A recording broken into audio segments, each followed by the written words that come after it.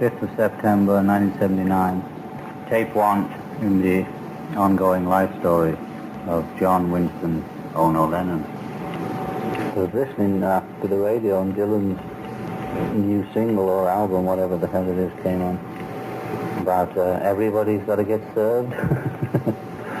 I mean, what was it? You've got to serve somebody. So he wants to be a waiter now, for Christ. The backing was mediocre by Jerry Wexler, and the singing was really pathetic, and the words were just embarrassing. So here we sit, watching the mighty Dylan and the mighty McCartney and the mighty Jagger slide down the mountain, blood and mud in their nails. Well, that's the way the world is. That's the way the world is, oh yeah. Can't get out of my bed. There's a thought crime running through my head. Can't take these rules, and people are fools who believe what they read and believe what they see, believe what they see on the TV. Opinions are like iPhones. Everybody's got one.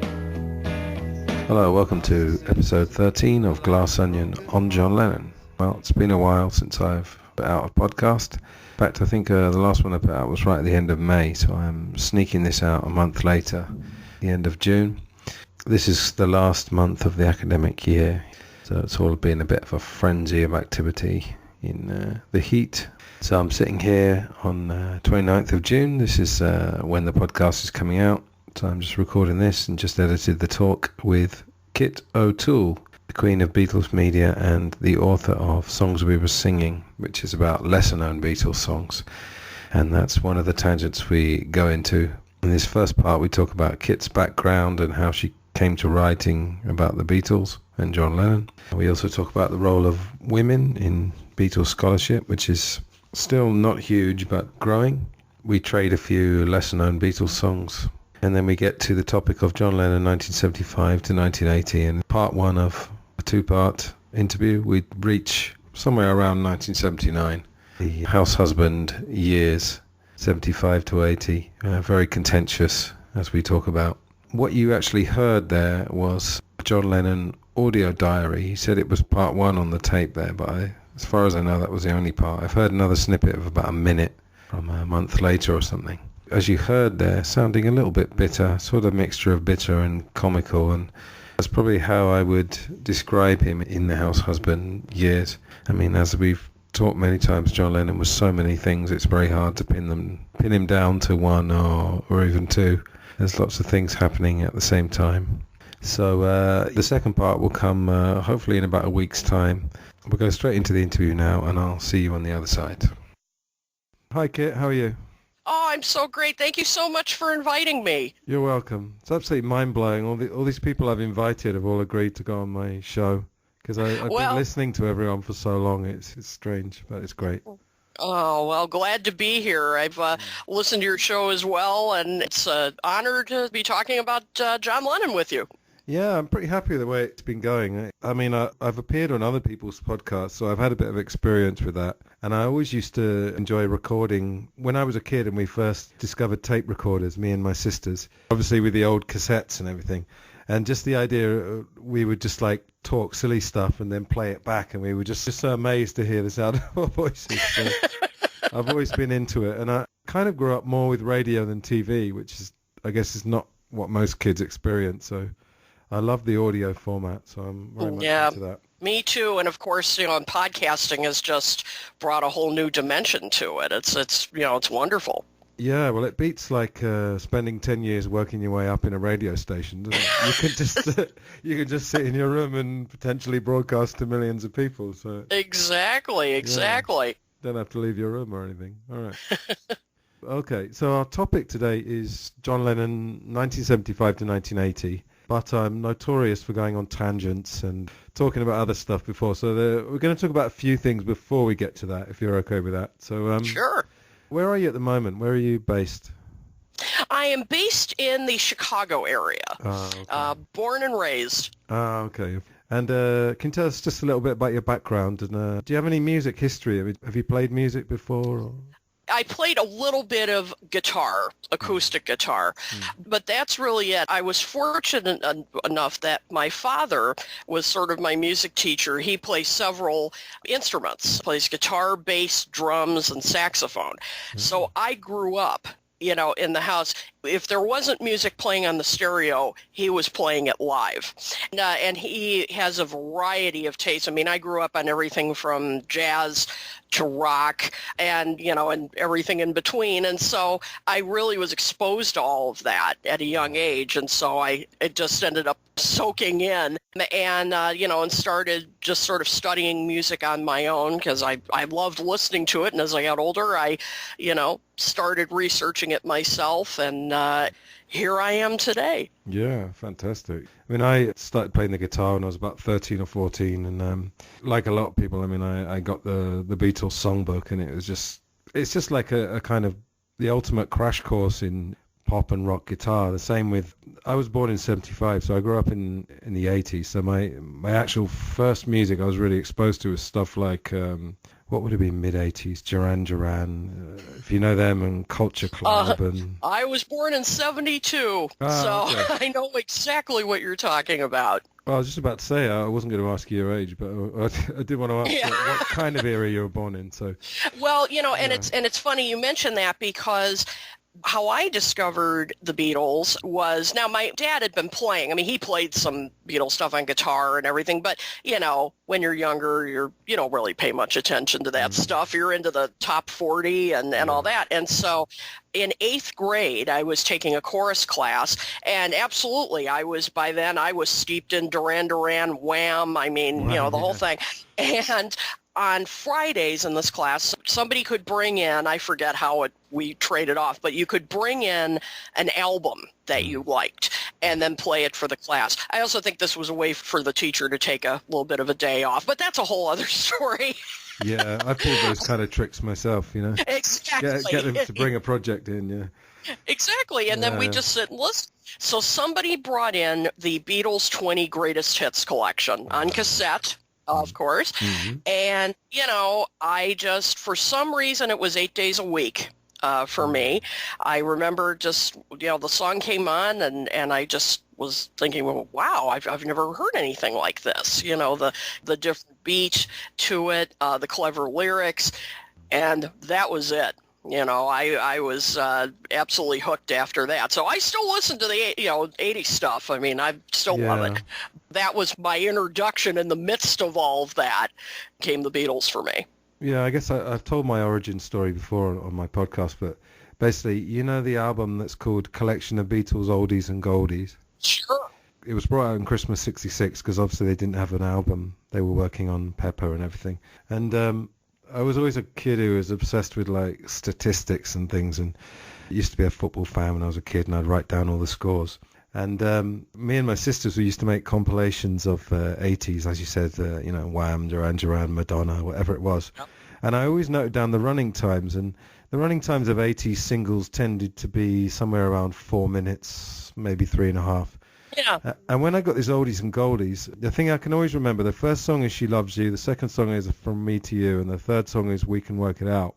Mm-hmm. And I remember as soon as they came on, the She Loves You with the drums, She Loves You, and just that instant impact. And then I looked at the running times, I'm like, what's going on here? She Loves You is like 2 minutes 10, From Me to You is 1 minute 58. Yesterday's like 2 minutes 1 second. And I suddenly thought, all these 80s songs suddenly seemed kind of a bit flabby, a bit like they were taking longer to make their point than they needed to. So that was kind of my origin. But then within the same album, then you had Yesterday and you had Eleanor Rigby and you had Paperback Writer. And when I heard Paperback Writer, I thought, this is probably the first song I've ever heard that's not about love. Like, yeah. Is there any singles in the 80s that weren't about love? I'm sure there were, but... No, I know what you mean. I think, it was the same for me. It just sounded different. It sounded so different from what was, out at the time. And that's a good point about the length of the singles, because I do remember looking at that, the 20 Greatest Hits album and thinking like, wow, the song's only like a minute, 50 or whatever it was. I mean, how could that be? But yeah, as you said, they really could get to the point, and probably some of the singles that were out at the time looked pretty bloated, in comparison. Bloated. The other thing, I can't remember where this quote came from, maybe in one of the Beatles or someone talking about them, but they said that on the early songs particularly, they never wanted to waste a single second. So there had to be something interesting going on. And no, I don't have my guitar here, but there's a couple of occasions in songs where there'll be like a couple of chord changes. So the second or third verse will be slightly different to the first one. And I make a bit of music myself, and I've never forgotten that. I always remember that. Try and make the other verses, even if you just introduce any kind of sound in the background to make it different, and don't waste a second, don't have anything flabby, Yeah, well, and in fact, now I'm going to be the one going on a little tangent here, but Go for it. but it really relates. I'm a contributing editor for Beatle Fan magazine, and years ago, I wrote an article about how the Beatles began their songs, like how they would start, because, as you mentioned, like She Loves You, when you said that beat, that, you're immediately listening. They grab your attention. Of course, Hard Day's Night, another great example. 8 days a week, as you were saying earlier, with the fading in. Fading out. Yeah. And they were masters at that because, they knew, hey, you're competing with other songs on the radio, so you have to grab the listener's attention like that, right away. And they were so skilled at that. They really, and that is truly a skill, because they knew they had to, they have to cut through the clutter of all the other stuff on, the singles on the radio, and just grab you immediately. And they were just masters at that. Yeah, it's an instant impact, isn't it? Yeah. I mean, my podcast is obviously about John Lennon, so is there anything you can remember that marked him out from the other Beatles? That's generally what I ask everyone who appears here. Yeah, well, I think, I was thinking about this, and probably the first real encounter I had with the solo music was in '84 when Milk and Honey came out, and the Nobody Told Me video played all the time. Now we didn't get MTV in the Chicago area until probably mid-'80s, so these were on sort of local shows. Probably, or there's another one on the NBC network here, Friday Night Videos. So like we had to find other places to watch videos. But Nobody Told Me was, of course, the big single. And I just remember, even before I fully understood who John was, that song just grabbed me. I loved the lyrics. They were just, so kind of funny and absurd, and and it was so catchy. And I responded to it, immediately, and it made me think, like, who was this John Lennon guy, and so, because at the time I knew who he was, but I didn't know that much about him. I was just starting to get into the Beatles at that point, so that was my introduction, and so I started listening to more of his solo stuff. And, for me as a kid, and maybe you had the same reaction, his stuff wasn't quite as immediately accessible for me as it was for like Paul, for Paul McCartney. And this is not putting him down or anything, but he had more of a, pop sensibility, and I immediately gravitated toward his songs. With John, I remember the first time I heard Cold Turkey, I just thought, or Mother or something. It kind of startling to me the first time I heard it. But of course, as you get older and wiser, you understand, it was just brutal honesty. But I didn't get into John as quickly as I did Paul. But of course, I'm now a big fan. But yeah, imagine how shocking it was when I'm hearing Nobody Told Me and, what a fun song this is. And then I go back and listen to the Plastic Ono Band album or something, and it was startling. Cold Turkey, just still has amazing impact. I wouldn't say it sounds like a modern record, but I'm not sure if too many people since then have done that raw thing. That's 50 years now. It's quite amazing, isn't it? Boy, it's astounding. It's 50 years old, because it still sounds startling now. The way he just let himself bare like that. I don't think many artists have that courage. Definitely not today. Yeah. Do you think it's more self-indulgent, or... I don't want to go into a long tangent because I've got to get through all this, but I'm kidding. How much of that is self-indulgence, and how much of that is, do you think that artists actually do feel like they're serving society? Oh, that's an interesting question. I can see the self-indulgence argument. I mean, that you're thinking, maybe, I think you need group therapy more than private therapy. Why are you letting us know all this? Yeah. On the other hand, I think in some ways he did want to share, of course, I can't get into his head exactly, but I think, he wanted to share his experiences with the audience. I mean, saying like, hey, with cold turkey, hey, trying to get off drugs sucks, I mean, to say the least. And this is how bad it is with the Plastic Ono Band. I mean, the songs were so personal and, they dealt with, many issues of depression and anger and, So I think he wanted to say, hey, we all go through this, varying kinds. This was my experience. And, I think he figured people would be able to relate to it and maybe say, hey, it's good to get this stuff out in the open.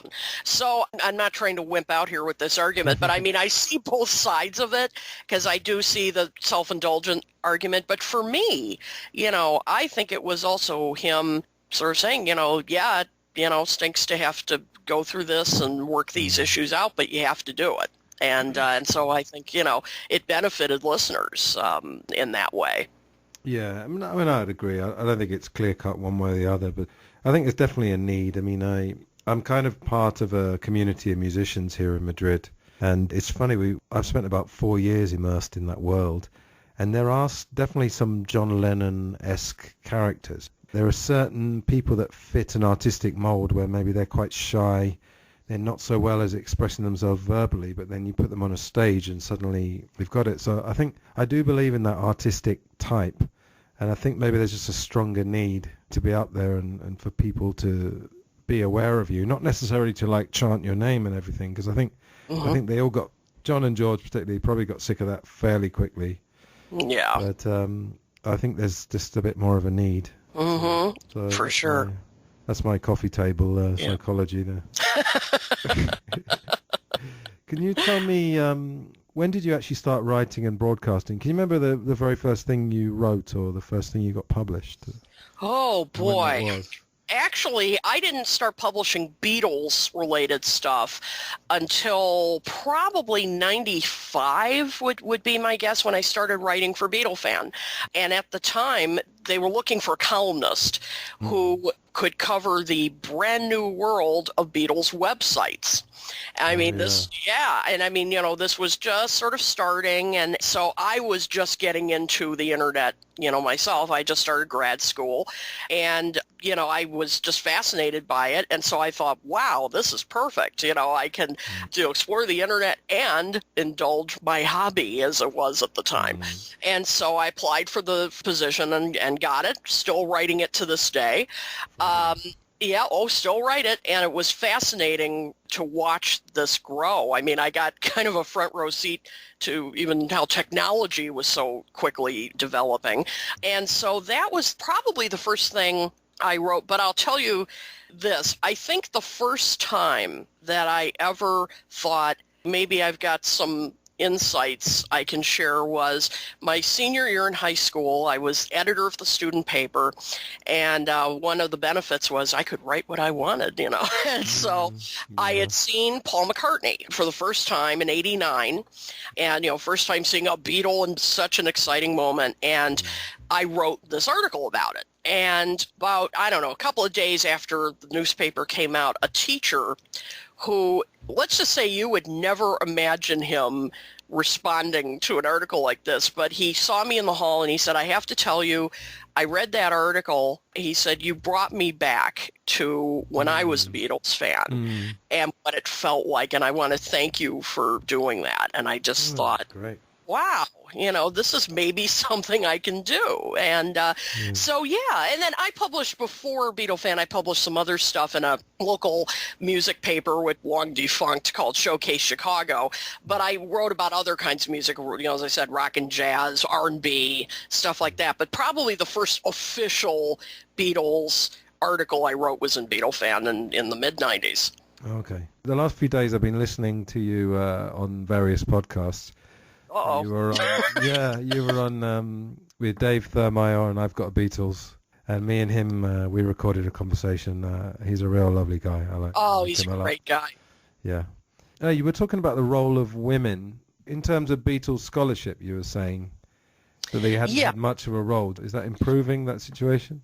It's improving, but slowly. You know, I first really became aware of the issue probably about 10 years ago, something like that. I went to a fest for Beatles fans. There are two of them, one in Chicago, one in New York. And, of course, I've been going to one in Chicago since, the early 90s. And I was there for the full day. I went to all these panels, and it all of a sudden occurred to me, I'm like, I've been here all day. I've seen these panels. I haven't seen one woman. And so I ended up, I saw some women I knew there, and I said, have you guys noticed this? And they said, oh, yeah, this has been an issue for a while. And I said, well, why? And they said, well, it's for some reason there's been a perception that, women tend to focus more on how cute they were, things like that. And I said, well, we can do a lot more than that. And one of the women made a mistake in telling me this and said, well, this is the way it's always been. There's nothing you can do about it. And I basically said, watch me. And so, fast forward, there are a number of female authors, still not enough. We're gaining on it, but now, there are more that you see there. We started, a bunch of us, a historians panel, which used to be called the Women Historians Panel, and we finally said drop the women part. But it was all female. And actually, and now for the first time, the New York one, we made it co-ed. But, we were just trying to make a point. And so now I think things are changing. You have like Candy Leonard, who wrote that terrific book, Beatleness. You have that. You have Jude. Jude Kessler doing. I was going to say, I think Jude's got the energy of 10 people, so she's just count. She's certainly got a lot of energy and enthusiasm. No kidding. So exactly. So you've got Jude. So there are more that are coming. I guess I'm in there, and so I think that we're making progress for sure. But we've got a ways to go. There's a lady, I can't remember her name, but she appeared on Something About the Beatles when it was Richard and Robert together. She sounds quite scholarly, and she wrote a book about all the different ways that. I'm just going to cheat and have a quick look. Sure, I know her name was Erin. I know it was Erin. Yeah. And I met her at a conference at University of Michigan a few years ago on Sgt. Pepper, and she presented just sort of an overview of her book, and fascinating. It was fascinating stuff. Yeah, because she was looking at the way that the official story had changed. Yep, and absolutely. Obviously the John Lennon, the Jan Wenner interview obviously changed it a lot. Exactly. Oh, yeah. I want to say it's like Aaron Torkelson, something like that. It. Yeah, I think. Okay. Right. The podcast is called The Beatles and the Historians. Yes. Yeah, she wrote a book about Beatles historians. Yeah. Oh, here we go. I've got it. Oh, her name's not there. Okay. All right. Well, if it is Aaron Torkelson, I'll leave in what you said. And okay. Then I'll just edit it out. All right. Sounds good. Yeah. Okay. Here's a question actually on that subject. Now, it's been like over 50 years, obviously, since Beatlemania started, but I've never really heard anyone give a satisfactory explanation for this screaming, this like total hysteria. And I guess I'm just asking you as a woman whether you have any idea about this, because just to show you the lengths, I remember I was listening to an interview with Richard Lester talking about Hard Day's Night, and he said that a cameraman lost 2 teeth because the nerves were damaged by this din, this sound, this incredible sound.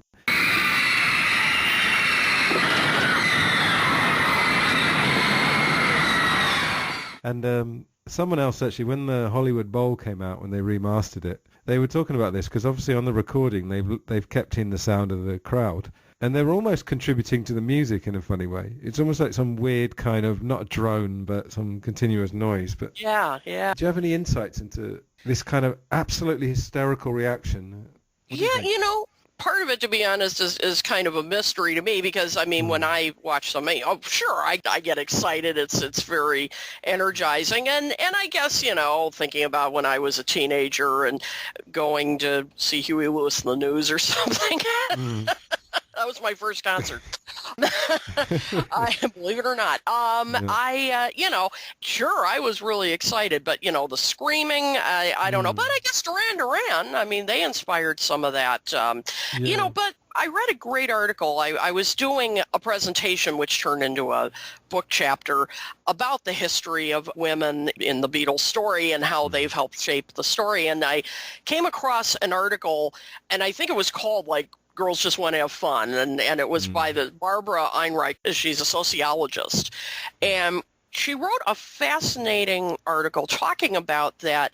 One of the reasons that, you know, women responded was that it was at a time where there were changing wars, and without getting too far off here into a tangent, but, you know, that there were, I mean, issues about sexuality were changing. You know, women, I mean, the skirts were getting shorter. There was more relatively more openness. And so, you know, and some of the songs that the Beatles wrote, I mean, you know, they weren't explicit, but the sexuality was there. The sort of orgasmic when they reach the top notes and things, you know, there's definitely some of that. You're right. Yeah. Exactly. And so, you know, she said women were kind of responding, whether they fully realized it or not, were kind of responding to that. And, you know, they were coming from, I mean, the previous era, the 50s. I mean, you just did not do that. You did not act like that. You didn't express yourself. And so, you know, so I'm not sure that's explaining it entirely,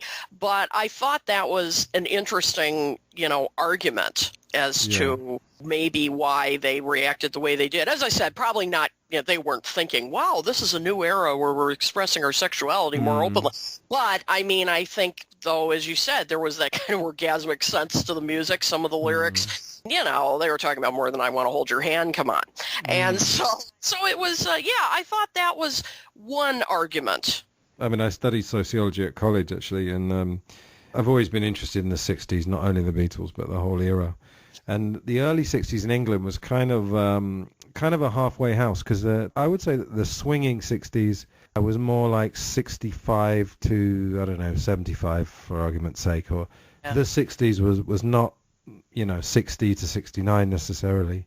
And my own analysis in terms of England was that it was a reaction against, like, just repression. And it was, I mean, even Brian, I'm sure you know this, but have you ever heard that story about Brian sat at the back at one of the concerts, and just once he let himself scream? Have you ever heard that? I think I have heard that. There's a great documentary about Brian Epstein that was made by Arena in England in the late 90s. You've probably seen it, but yep, I think I've seen parts of it anyway. Yeah. Yeah, and they said just once Brian allowed himself to act like a fan, and he started, I don't know whether he started squealing or screaming, but I think my own analysis, it's probably a combination of the music and the repression of the time, I suppose. Yeah, very similar to the U.S. I mean, I think I think so. I mean, you know, as I said, this is from researching it. I didn't live this time, but I've just always gotten the sense, I mean, the 50s was, pretty repressed. And I think, you know, as I said, in terms of gender roles, in terms of, you know, sexuality, and, I think the Beatles were part of that, the movement in the 60s to just shatter that. Yeah. Okay. Right, we're still not getting up to 1975 to 80, because there was something I wanted to ask you. Now, you wrote a book called, let me get this right, Songs We Were Singing, Guided Tours Through the Beatles' Lesser-Known Tracks. Yes. Did that come out in 2015? Yes, it did. Yes, it did. Good. See, research, eh? Yeah, I'm impressed. So I remember you were talking to someone else about this, that one of the things that's always bugged me, I don't know about it in America, but in England, commercial radio is so limited in terms of the number of songs they play. And just to give you an example, you know, I mean, if you turn on the radio in England, say one of our main stations, and they say, here's a song by Johnny Cash coming up, you know it's going to be Ring of Fire, what else would it be, Walk the Line, or if you're very lucky, Folsom Prison Blues, you know. Exactly. Even the Stones, it's probably going to be Satisfaction, Jumpin' Jack Flash, or Honky Tonk Women. And I guess with the Beatles there's a bit more variety, but these lesser-known songs, as you've said, and I totally agree with you, with any other band, they would have probably been one of possibly their biggest songs, you know? I did ask you to just prepare 3. Yes. I started to prepare 3, and I've ended up with 22. Oh, my gosh. I'll try and do this.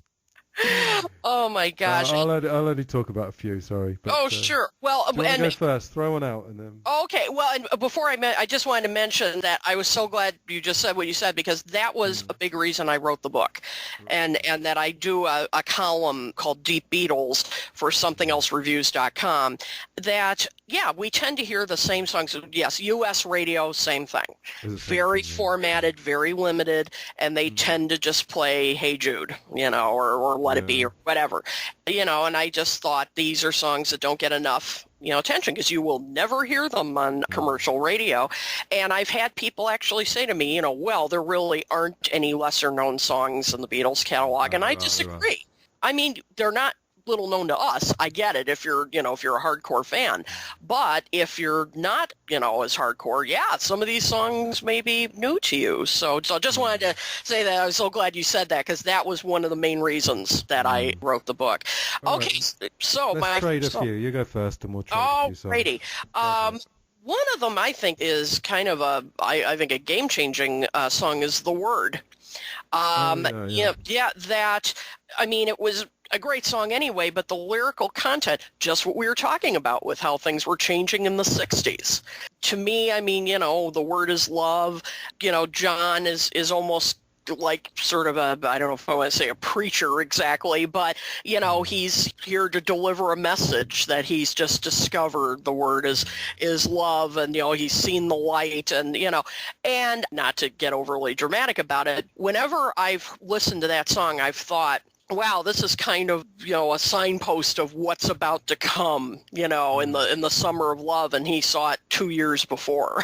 I mean, it's, you know, and so I thought that it's and there are terrific harmonies on there. I love the harmonies. Oh, my God, everything.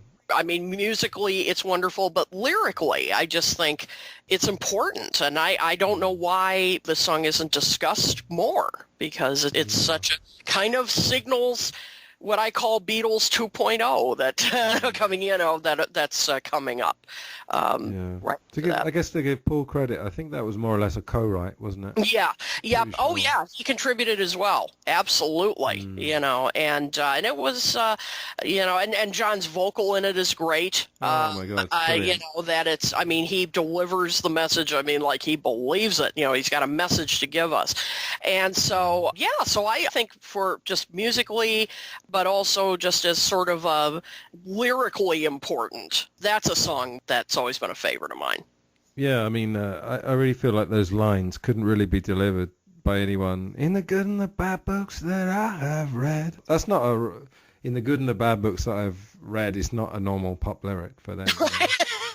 I mean, you probably wouldn't think of that song as influenced by Dylan, but I just think just the idea of these kind of slight surreal lyrics that are not about love, I mean, that so much of that is Bob Dylan. So. Oh, I agree. I wrote a chapter for a book that will be coming out, I'm not sure when, that Ken Womack edited, and about how the Beatles and Dylan influenced each other. And, oh, yeah, I mean, as we know, Dylan had a huge impact on John, you know, in terms of composition. And, yep, this is a good example. Yeah, not always a specific impact, but a sort of general, general impact. Exactly. All right. There's actually 3 songs that I've already discussed with Jude, so I'm going to call them honourable mentions. Okay. And I call them a kind of the I trilogy, which is I'll Cry Instead, I'm a Loser, and I Don't Want to Spoil the Party. Right. And, I've already talked about those, but I Don't Want to Spoil the Party in particular, because the party, as far as I see it, is Beatlemania and the whole thing. And he's saying, I don't want to spoil it. Like, part of me is getting sick of it. He's using party as a great metaphor, you know, I've had a drink or two and I don't care, you know, that kind of thing. I'm going to backtrack. This is the one I'm going to mention is It Won't Be Long. That was one of my picks. Oh, okay. Wow. Right on the same page.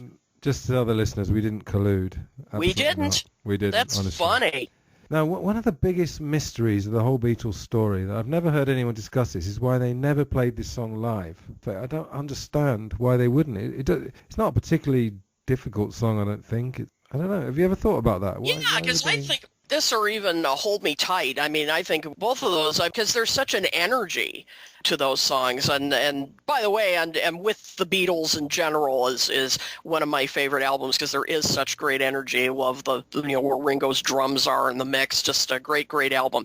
But yeah, I don't know why, because I think they would have, It Won't Be Long, as I said, it had that catchy chorus, and, you can clap along to. I mean, yeah, I think it would have gone over very well, and I don't know why they didn't, but... Yeah, because I remember, do you remember Complete Beatles? Which is Oh, sure. That was the first documentary I ever watched. I still think it's good. Same here. When I was a kid, I used to watch things. When I was into something, I'd just watch it like 30 times. And I just watched that documentary, and it was just the whole story arc, Yep. Starting off simple, then getting very complicated, and then going back to basics. It just seemed like so perfect. Anyway. Yep. And they played It Won't Be Long over a bunch of concert footage. Yes, that's the right. studio version. And I just thought, this is perfect. And it's also interesting, it's one of those songs that slips in some kind of more complicated or lesser-known chords. So there's an E-flat augmented in there, there's a couple of major seventh. Mm-hmm. The other thing I didn't realize this till today when I was listening to it, the M, and it goes, till I belong to you, brum, brum, brum, brum. Yep. It's actually very similar to the end of Glass Onion. It's kind of Glass Onion in reverse. Oh, interesting. Yeah, oh my gosh. I noticed yeah, that today, I didn't even think of that. That's very interesting. It's not exactly this. Go on, sorry. Oh, no, I was just going to say, what you bring up, too, is, when we were talking earlier about how when you were learning to play guitar, now that you would go through the Beatles songbook, something like It Won't Be Long, it just shows the songs were deceptively simple. I mean, you just thought, oh, they're so catchy. Try to play them. There's some weird chords that they throw in there, some weird chord changes, and that make perfect sense when you play them, but not easy. Yeah, the thing I was telling Dave when we talked was that I used to get this guitar magazine, and it had like a Beatles songwriting lesson.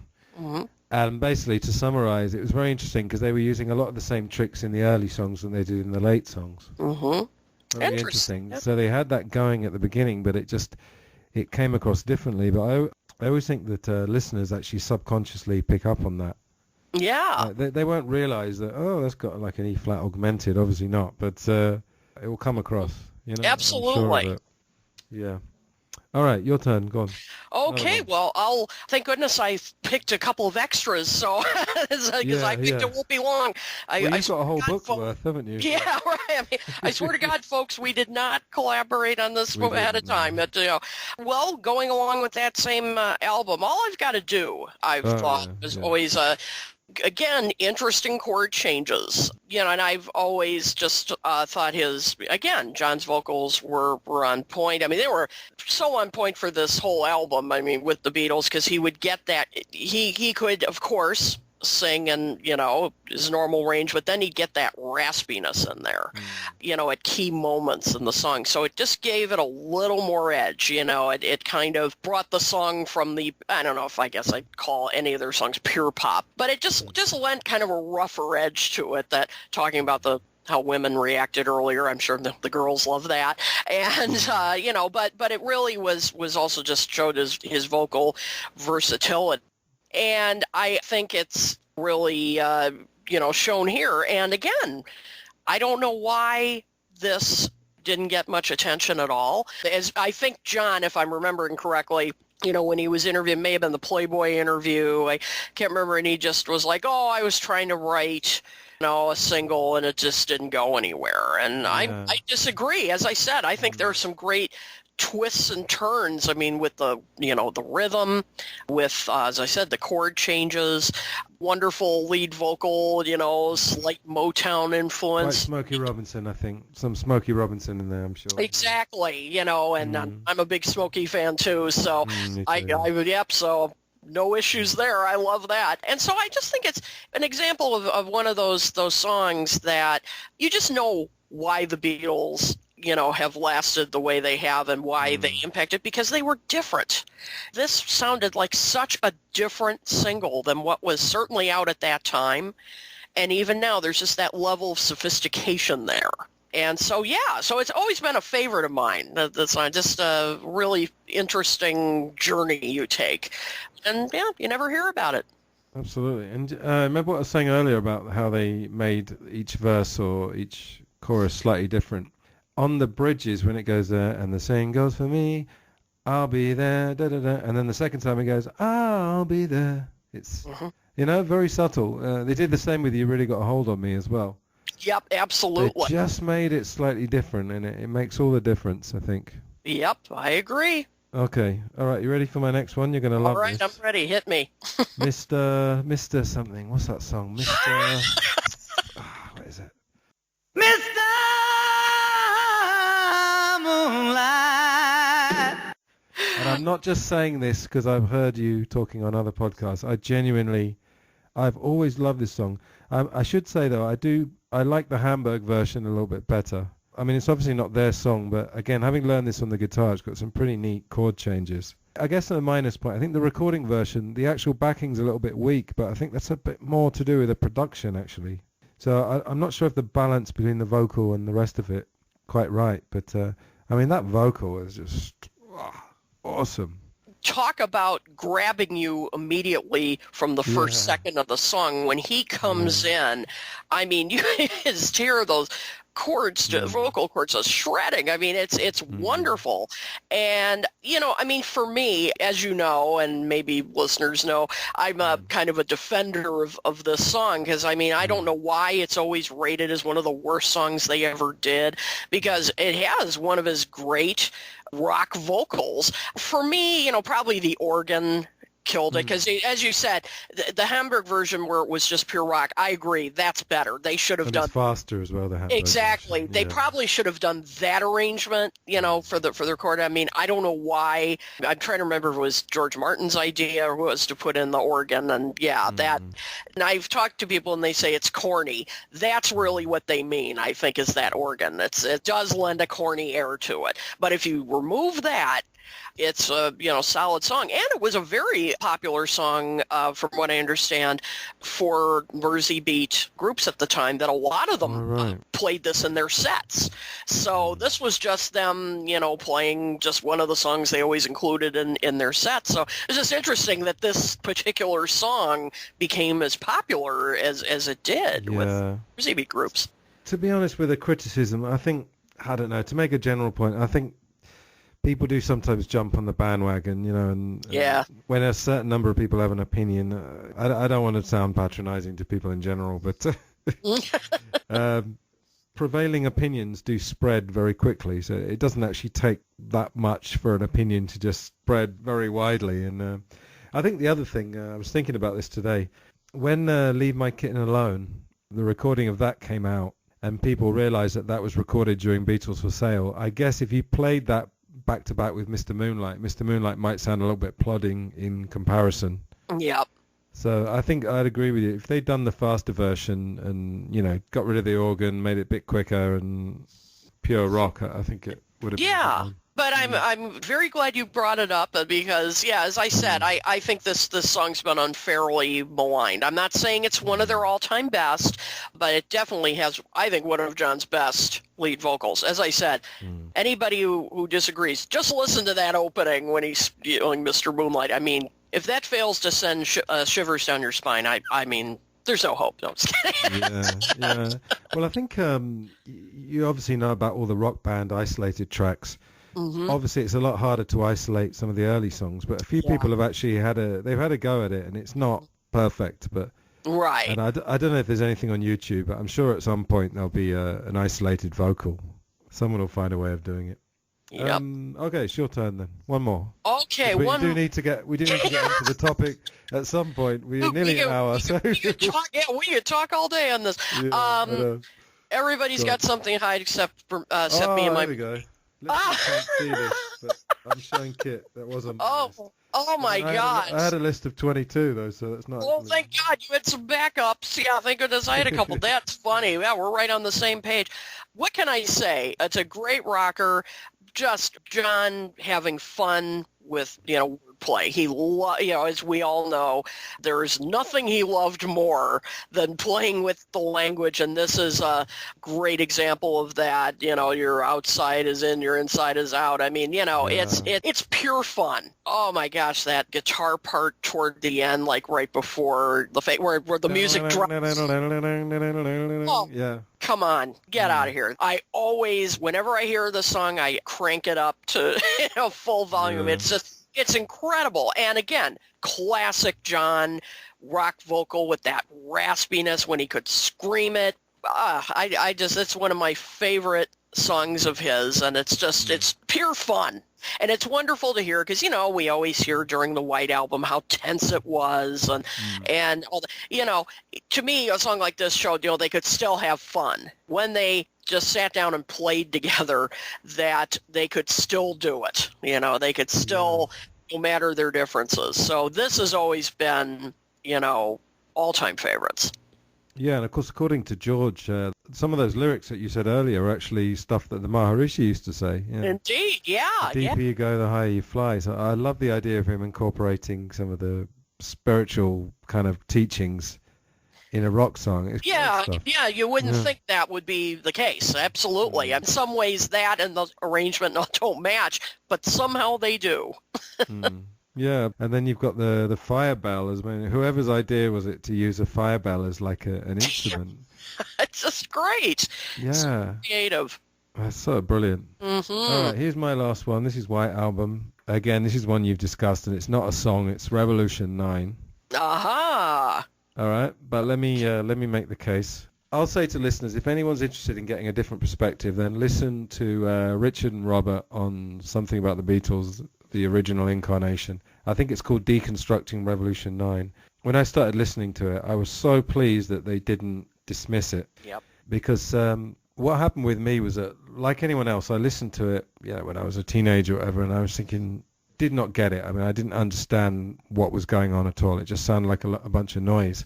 But I found, I remember it was a website called Beethoven, and you were saying before about the early days of the internet. It was a very kind of primitive. Hopefully it's still on there. I'll put a link to it if it is. Yeah, I'll have to check it out. And he was explaining how the whole thing was actually thought out. And again, if anyone wants to go back and listen, I mean, I don't know how many times you've listened to it, but the number 9 voice comes in always with a piano. There's a backwards piano, all right? Mm-hmm. It comes in on exactly every minute, and every minute of that piece has a different flavor. So there's one that's, I think it's basically war. I mean, they haven't said it, but there's the one you can hear these sort of these flames, and John Lennon's making all these strange noises. And I have to admit that when I was young, I did sit on the floor with a big pair of headphones and a herbal jazz cigarette. And I had it obviously in stereo, and then I shut my eyes and I thought of the 60s and I thought of Revolution. Yep. Did this with a friend of mine. I told him to do the same thing. Mm-hmm. And he said, yeah, I got it, because it does make sense. And you're going to think I'm an absolute lunatic, but I've listened to Revolution 9 probably 30 or 40 times. I mean, I genuinely love it, yeah. Wow. It's not a song, that's the thing. I mean, it's an experience. Yeah, I mean, George Martin loved it. I've heard interviews with him. He said it was a sound picture. It was a picture of revolution, and I'm probably not going to convince too many people with that, but... Well, you know what? I see what you're saying, because interestingly, I guess it was last year, I did a presentation celebrating, of course, the 50th anniversary of the White Album, and I did sort of a 10 important things to know about the album, was something like that. And one of the things I talked about was Revolution 9, and I said to the crowd at the beginning, I said, okay, we're going to tackle this. And I said, now, I'm not expecting you all to go home and crank this, in your car and at home. I mean, I get it.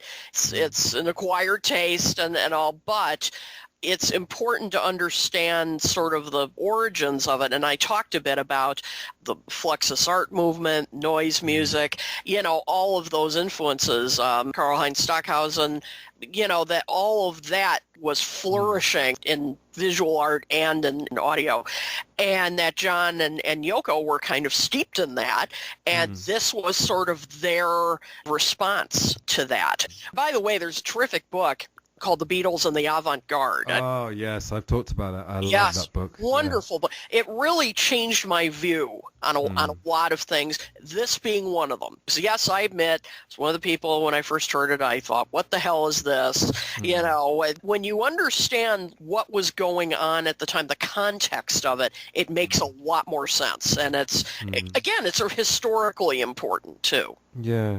But there's so much pain in John Lennon's voice as well. Yes. When he's kind of crying, well, he's not crying, but you can hear a baby crying, and then he's kind of whimpering. He's going, and then you got John and George with all that. Yeah. All those. It's funny that for a quote-unquote song that's probably the least listened to, there's so many famous lines. Like you got obviously the number 9, you got the Watusi, the Twist, El Dorado. Like, people hate it, but everyone can quote something. But everyone can quote something, exactly. Take this, brother. May it serve you well. Yeah, that John and George were talking, and obviously, you know, you become naked and all that. That's right. I mean, it's great stuff. Yeah. Yep, absolutely. All right, so we're 1 hour in, so shall we get to the topic? Sure, why not?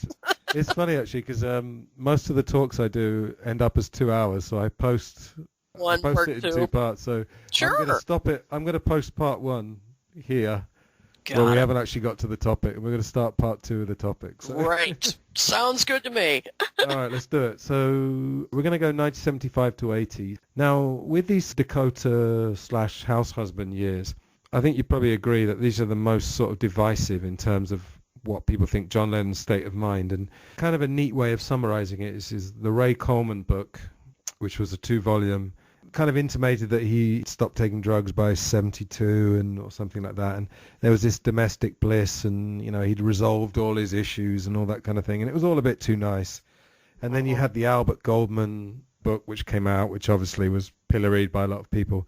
And he kind of portrayed this kind of hideous prison existence, you know, just a man tortured. So where do you stand on the debate? I mean, I guess the truth is always somewhere in the middle. But Yeah, I was going to say, not to be wimpy again and say, oh, it's a bit of both. The truth is always in the middle, basically, with most Exactly. things, you know? Yeah. Because, I mean, do I think he completely, you know, gave up drugs and everything was perfect and hunky-dory? No, I think that's an oversimplification. However, you know, it's interesting because I remember reading the Fred Seaman book, and at times, I mean, he kind of portrayed John as this, like, zombie that, you know, was just in his bedroom all the time and all that. Well, when you listen to, say, the, you know, Between the Lines bootleg, he was being very creative. I mean, you know, he was doing fragments. I mean, really, once he went to Bermuda and all, and then he focused on what became Double Fantasy, he was really focused. So, yes, I understand the bits and pieces he was working on, ideas he had weren't completed, but he was working. So it wasn't like he completely abandoned music and, you know, wasn't doing anything. Because that's the other thing that I used to hear when I was first reading about them, that, from the time Sean was born, he just completely gave up music and he, you know, didn't even listen to the radio. No. I mean, that's... Yeah, he said that, though. He was the one who said that. Right. Yeah, that's true, he did. And, I don't think so. Yeah, I mean, no. The bootleg suggests otherwise, or Dutch import, I should say, as they call it. Yeah. Yeah, I mean, Between the Lines, it I mean, it's quite typical of John Lennon that the truth is like the complete opposite. He never he never did anything by halves. And of course, as you said, he was basically composing the whole time. My take is slightly different in that if you think of the fact that he, other than obviously taking care of Sean, you know, I mean, they had nannies and everything, so it was, in a way, it was up to him how hands-on he was.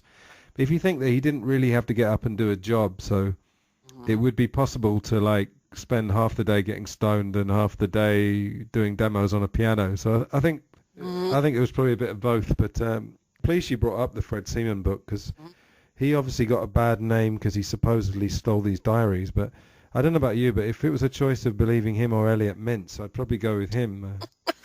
You don't know Elliot Mintz, do you? Oh, yeah, yes. Oh, I know. I don't you know him, personally, right. but I mean, I've never met him. But oh, yes, I know who he is. Yeah. No. I was hoping he wasn't like a friend of yours. No. Don't know him personally or anything. No, I know what you're saying, because I mean, he does, and I've heard he's a really nice guy and everything, so I'm not trying to put him down. But do I think at times, shall we say, he says the party line? Yes. I think so. The Fred Seaman book I had very mixed views on, because, I mean, yeah, the fact that he stole the stuff, I mean, that affected, for me, his credibility. And as I said, I just felt like his account, I'm not saying that his account is all false or anything. I think probably there are elements. But again, the way he made him sound like this, at times this zombie that was, completely controlled by Yoko and all that, I don't know. I mean, I think, again, between the lines suggests otherwise, and so I kind of approach his book cautiously. Let's put it that way. But it has, again, do I think it has elements of truth and all to it? Probably. I'm sure. But the more I've researched this over time, the more I've thought, I don't think that really was the full picture. But I see what you're saying. I mean, as Elliot Mintz, yeah, I mean, he's a good friend of Yoko's. He definitely toes the line, I think. And Yoko, shaped the story, shall we say, at times. I'm not trying to make her out to be a terrible person or anything, but, she wants to present her side. So let's put it that way. Yeah. I think the thing that rang true, actually, from that book is that the John Lennon who he wrote about seemed to be always on the edge. And we know, he had, he would explode at Julian when Julian used to come and visit him in the early 70s and stuff. I was watching, I guess you've seen them on the Cavett show, Dick Cavett. Oh, yes. Yep. Yeah, the first one when he's wearing the army shirt. Right. 1971. It was that September 11th, funnily enough, weirdly enough. Yeah. And if you watch him, I mean, he says he's a bit nervous, but he's very kind of jerky and, I mean, you think about the amount, I mean, he probably exaggerated when he said he'd done 1,000 trips. Okay, let's say he did 200 or, I think that's enough to change somebody's chemistry and, so... Yes.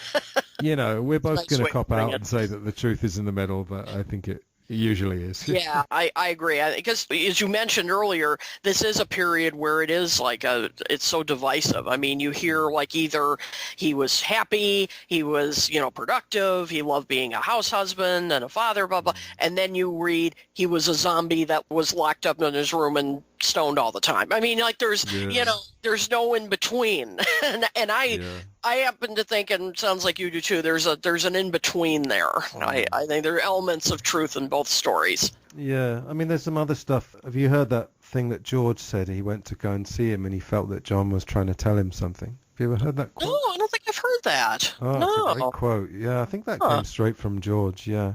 And Pete Shotton went to visit him and they kind of felt like he was holding back somehow. Like he was friendly, but I've just been listening to Cynthia's book on audiobook. Oh, yeah. So, I mean, that's obviously audiobooks are pretty long, so, that's her version of it. I'm not saying that she again, she's not being sincere, but, Yeah, right. So that's the thing. I mean, and kind of to clarify what I said earlier, yeah, I mean, I'm not saying, this person's lying and I mean, well, I'm sure there are cases of it, of course, but I think it's, you might have some certain motivations or you remember it a certain way. It's from your perspective, how you interpreted the situation. And so, that's the thing when you research the Beatles, I'm sure you've found this, that, you have to kind of consider the source and consider what was going on at that time, what are their motivations. Again, not necessarily evil intentions or anything, but just that's their perspective. And, is it really what happened? That's up for debate. Yeah. Of course, there's some other evidence would be the audio diary. Have you heard that? Oh, yeah, I've heard some interesting. Yeah, we've actually got the date, September the 5th, 1979. And there's the one where he's really laying into Dylan for the "Got to Serve Somebody." Boy, he really was bothered by that, wasn't he? Wow! Yeah. And then, of course, wrote his response, "Serve yourself." I mean, I thought, wow, that song really got under John's skin, didn't it? Yeah. There's a funny bit where he's going on about, it's got to serve somebody, so he's trying to be a waiter now, is he? This is that. And he Well, talks about the mighty Dylan and the mighty McCartney and the mighty Jagger, and he sounds quite bitter, actually, I must say. yeah, I was trying to, I was looking as I found a transcript of it, which was interesting. Right. Go on. And, and it was kind of interesting to read it because some of the diaries, and these were diaries, so obviously he's not thinking I have to have structure, and, because some of it rambles, when you read it, it kind of rambles all over the place. But it was interesting, I'm just looking at the transcript here, that he seems to be saying that he thinks that Paul and Mick, and probably Dylan to extent that they all kind of sold out in one way or another. I mean, that seems to be, like he says, the thing I wanted to add about McCartney, Dylan, Jagger at all is that they're all company men. In these disguises, but basically company men. And not forgetting the singing dwarf, Mr. Simon. Good God. Did he say that? Oh. Yeah. Oh, God. He was just ripping everybody. But it seemed to be his thing, like, they sold out, And he was clearly very bitter at the time. I suppose there's a case to be made that some of these guys, they do seem to just churn out albums almost endlessly, Yeah. But then, I mean, that's Paul's job, isn't it? I mean, he's a performer and a writer, and he's a compulsive writer. He probably can't help it. Yeah, exactly. If he tried to stop writing, he probably couldn't, could he? So yeah, that's true. I can see that. I found another extract. It was only about 30 seconds. Apparently, it's October the 2nd, 1979, which is like a month later. Right. And I just wrote down what he said, and he said, well, here we are, age 39, looking over my hotel window. And looking over my hotel window is actually a reference to a song by Yoko. Yes, that's right. I read that. From the album Approximately Infinite Universe, which is, I think, is probably her most accessible album. Yeah. Actually a pretty good, kind of pop album, really. Yeah. And he says, wondering whether to jump out or get back in bed. So I got back in bed. I don't know whether we can read anything. I mean, one line, isn't it? And I mean, I'm not going to play armchair psychiatrist, but there are some songs that he wrote during this that didn't end up on Double Fantasy, but that make you think, wow, there were other things going on, like, help me to help myself. Well, I tried so hard just to let along, but the angel of destruction keeps on hounding me all around while I tried so hard to stay alive.